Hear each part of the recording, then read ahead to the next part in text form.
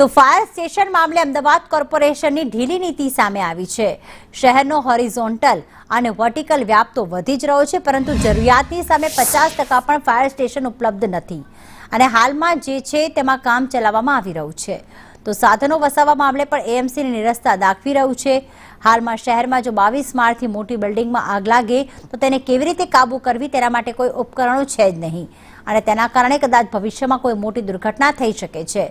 હાલમાં જે હાઇડ્રોલિક વાહન છે તે માત્ર 22 ફ્લોર સુધીનું છે અને 35 ફ્લોર સુધી આગ પર કાબૂ મેળવી શકે તેવા સાધનો વસાવવા માટે ઓર્ડર આપવામાં આવ્યો છે। તો આ તરફ શહેરમાં હાલમાં 48 જેટલા ફાયર સ્ટેશનની જરૂરિયાત છે, જેમાં 18 હયાત છે અને ગોતા ચાંદોડિયામાં નવા સ્ટેશન બની રહ્યા છે, જ્યારે સૌથી જૂના ફાયર સ્ટેશન દાણાપીઠને તોડી નવા બનાવવાની કામગીરી હાલમાં ચાલી રહી છે તેવું એડિશનલ ચીફ ફાયર ઓફિસર જણાવી રહ્યા છે।